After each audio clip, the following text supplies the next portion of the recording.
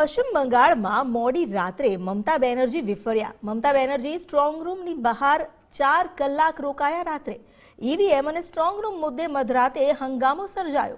ટીએમસીનો EVM સાથે ગંભીર છેડછાડનો આરોપ છે.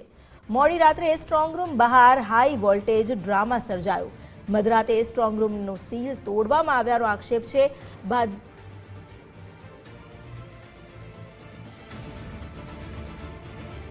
મમતા બેનર્જીની કાઉન્ટિંગ સેન્ટરમાં હાજરી સામે હવે ભાજપે સવાલ ઉઠાવ્યા છે. ઈવીએમ અને સ્ટ્રોંગ રૂમની સુરક્ષાને લઈને મમતા બેનર્જીએ હોબાળો મચાવ્યો અને 4 કલાક સુધી મધરાતે તેઓ સ્ટ્રોંગ રૂમની બહાર જાણે પહેરો ભરતા હોય તેમ ત્યાં હાજર રહ્યા. ટીએમસીએ ઈવીએમ સાથે છેડછાડનો ગંભીર આક્ષેપ લગાવ્યો છે, તો બીજી તરફ ભાજપે મમતા બેનર્જીની કાઉન્ટિંગ સેન્ટરમાં હાજરી સામે સવાલ ઉઠાવ્યા છે.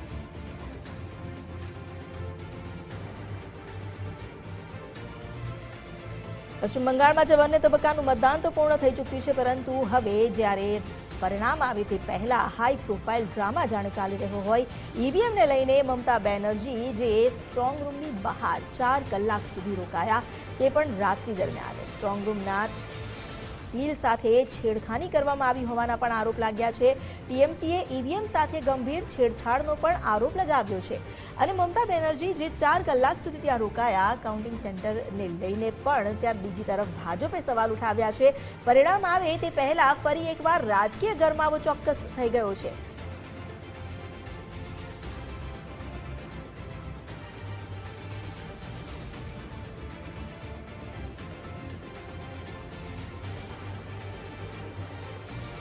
ડોક્ટર પ્રકાશ ચંદ્ર, ભાજપના નેતા, તેમની સાથે વાત કરીએ. અહીં જે મમતા બેનર્જી રાત્રિ દરમિયાન 4 કલાક સ્ટ્રોંગ રૂમની બહાર જાણે પહેરો ભરતા હોય તેવી રીતે ઉભા રહ્યા અને સાથે ભાજપ પર આરોપ લગાવ્યો છે. આપની શું પ્રતિક્રિયા? એકચ્યુઅલી હું ભવાનીપુરમાં અહીંયા પ્રભારી છું જી, અને અમને અચાનક ખબર પડી કે સૂચના મળી કે અહીંયા મમતા બેનર્જી એની પોતાની દાદાગીરીથી અંદર સ્ટ્રોંગ રૂમમાં જવાનો પ્રયત્ન કર્યો, અંદર ગઈ. અને અમારા કાર્યકર્તાઓ, અમારા ચુનાવના એજન્ટ પણ અમે તત્કાલ મોકલ્યા, કેમ કે અમે તો નહીં જઈ શકીએ, જે એજન્ટ હોય ચૂંટણીનો એને મોકલ્યા. એમને પણ ઘૂસવા નહીં દેવાનો પૂરો પ્રયત્ન કર્યો, પરંતુ સંવિધાન અનુસાર અમારા જે જવું જોઈએ અને પ્રયત્ન કરવા પછી અમારા વ્યક્તિને જવા દીધો. એના પછી ધ્યાનમાં આવે છે કે જે નિયમો છે કે અમુક મીટરો સુધી કોઈ પણ પાર્ટીનો ઝંડો, બેનર, ગાડી વગેરેનો લોગો સાથે નહીં હોવો જોઈએ. તો સ્ટ્રોંગ રૂમની બિલકુલ બાજુમાં 15 થી 20 ફૂટની દૂરી પર એક એમનો રથ, જે એક બસ, આપણી ગુજરાતી બસ હોય, આપણી રોડવેજ બસ, એટલો મોટો રથ, એની ઉપર એમના મમતા બેનર્જી, અભિષેક બેનર્જી અને સાથે એમના લોગો સાથેની ગાડી આખી જે ઊભી હતી. અમને ધ્યાનમાં આવી કે એ પાછલા ગેટના દરવાજા પર ઊભી હતી. તો એ ધ્યાનમાં આવતા હું ત્યાં હતો, દોડીને ગયો. વરસાદ ખૂબ ચાલુ હતો. કાર્યકર્તાઓને બોલાવ્યા મેં. અમારા જે પણ મારી સાથે, અમે લોકો કોઈ યોજનાથી નહોતા ગયા, સમાચાર મળ્યા એટલે ગયા હતા કે કંઈ ખોટું નહીં થાય. અને એ ગાડીને રોકીને અમે પ્રયત્ન કર્યો, ભાઈ અમે પોલીસને રિક્વેસ્ટ કરી કે તમે ગાડી એક વખત ચેક કરાવો. આ અંદર આ આટલો મોટો રથ અહીંયા એક તો નિયમના વિરુદ્ધમાં છે. સંવિધાનની મોટી મોટી વાતો કરતા હોય આ લોકો, સંવિધાનની ચોપડી હાથમાં લઈને નીકળે એમના ગઠબંધન એ લોકો, અને અહીંયા ધજિયા ઉડાડે છે સંવિધાન અને નિયમોના અને ચૂંટણીના જે નિયમો છે એની. તો રિક્વેસ્ટ કરવા છતાં પોલીસે કોઈ, કેમ કે અહીંયા બંગાળની સ્થિતિ એવી છે કે પોલીસ છે એ ટીએમસીના કામ કરે છે. ચાહે પૈસા ઉઘરાવાનું, કટમનીનું હોય, ભ્રષ્ટાચારનું હોય, એ મમતા બેનર્જીના ટીએમસીના કાર્યકર્તાઓને એમના કાર્યાલય પણ બંગાળમાં કાર્યાલય એટલે પોલીસ ચોકી છે. અહીંયા દરેક પોલીસ ચોકી છે એ ટીએમસીનું કાર્યાલય છે, અને ત્યાંથી જ બધા કામ થતા હોય છે. રાજનીતિના કામ, એમના ઉઘરાવાના કામ બધા મોટા ભાગે, કેમ કે હું 3.5-4 મહિનાથી અહીંયા છું, મને એક વસ્તુનો અનુભવ થયો છે. એટલે અમે રિક્વેસ્ટ કરી છતાં પણ એ લોકોએ રથ ચેક નહીં કર્યો.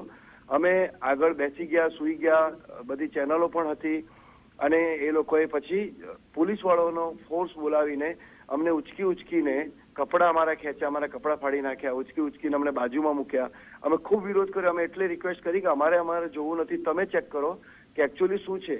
ચેનલો હતી, આખા ભારતની ન્યૂઝ ચેનલો હતી, એ લોકોને ધક્કા મારીને અમુક દૂરી સુધી ધક્કા બહાર ખેંચી લઈ ગયા, અમને બહાર ફેંકી દીધા, અને એ રથને સુરક્ષિત રીતે બહાર ભગાડી દીધો.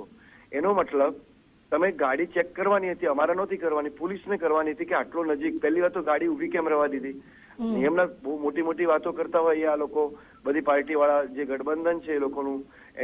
તો આ ઘટના બંગાળમાં માટેની દેશ માટેનું છે કે આ માહોલ ખરાબ કરવા માટે મમતા બેનર્જી જે એમને બધી ચેનલોના રુઝાન આવે છે કે હવે એનું કોઈ પ્રકારે એની સત્તામાં આવે એવી નથી, એની તાનાશાહી હવે પૂરી થવાની છે, જે રીતે દીવો ઓલાવતા પહેલા ફળફળાવે છે એ રીતે હારના એને ખબર છે 3 દિવસ પછી 4 તારીખે રિઝલ્ટ છે, તો હારનો જે ભય છે એનું એ ભયના કારણે એ અલગ અલગ જગ્યાએ જઈને આ પ્રકારનો માહોલ ખરાબ કરે છે. 2021માં પણ આ પ્રકારની ઘટનાઓ એમને કરેલી હતી અને આ ધ્યાનમાં આવે છે કે આખા ભારતનું એમનું ધ્યાન ખેંચીને બંગાળના અંદર લોકોને ઉશ્કેરવાનું કામ આ કરે છે. જી આભાર જે જાણકારી આપી. જે બંગાળમાં ત્યાં જવાબદારી નિભાવી રહ્યા છે એમના તરફથી એ કહેવામાં આવ્યું છે કે ટીએમસીના કાર્યકરો જે ગુંડાગર્દી કરી રહ્યા છે, પોતાની મનમાની કરી રહ્યા છે અને સાથે એ પણ આક્ષેપ લગાવવામાં આવ્યા છે કે પોલીસ ટીએમસીની સાથે મળેલી છે.